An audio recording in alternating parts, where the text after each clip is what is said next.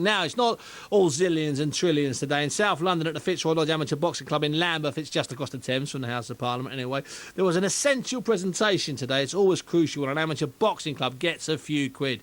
So to tell me more, I spoke to Mick the Cruise Carney earlier. Mick, by the way, has been involved with the club for over 50 years. I started by asking him what has actually taken place.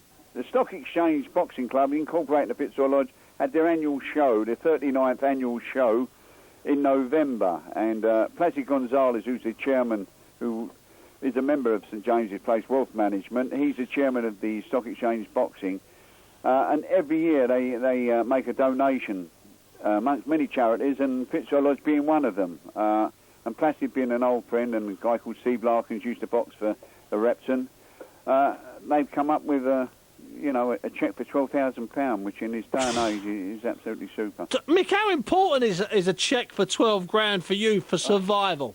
Well, Steve, we don't get a penny off of anybody, They're very good at talking about schools and colleges and academies and all that where the money's going, but, we're a bread and butter club in Lambeth since 1908 it was founded, Without your Placid Gonzalez and St James's Place, there wouldn't be any Fitzroy Lodge. How can that work, Mick? How can a club be going 103 years in the middle of the community, open basically 7 days a week for several hours, taking kids in, charging them next to nothing to keep them off the street? And how can you not get some of the millions and zillions that are being thrown at anything with 5 Olympic hoops? I can't get my head around that. I had a development office from Lambeth. He came in and I said, excuse me, explain to me, as soon as you get a celebrity, you get buses of kids and you wheel them into leisure centres or schools over the road there, you wheel them in from everywhere. I said, don't tell me they're coming.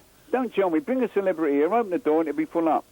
I said, so you tell me how I'll make that right. You're funding things that are not happening, and yet in front of you there's something happening every day of the week, as you've said. Yeah.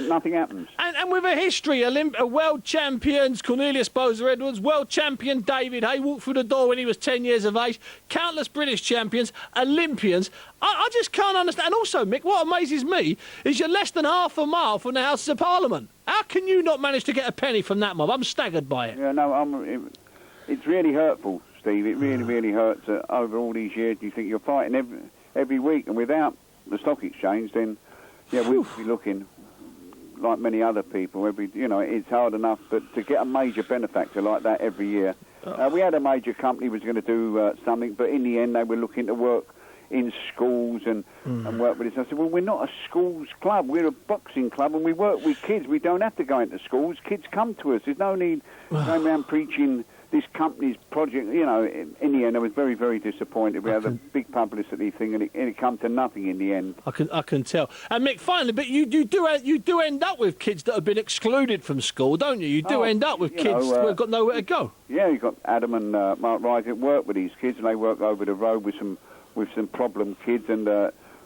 once one or two of the problems have been eased out so that they can understand the rules, then they're no Bring them over. They're over here, and they come into the club and are a welcome addition to the club. Well, listen, Mickey, fantastic news about the cheque. Over the moon, Steve. I'll let you get off to your cod supper. Lovely. Thanks, Steve. Now, the Fitzroy Lodge's Mickey Carney there. Now, how does that work? How does a boxing club that's been at the heart of an inner city community since 1908, produced world and British champions, hundreds of amateur champions, Olympians, but more than that, it has saved thousands and thousands of kids by showing them an alternative life, by giving many of them a different outlook on family, and certainly making a few of them gaze into a future they didn't have before they walked through the door. How does a club like that not get the funding? That's a disgrace. Listen to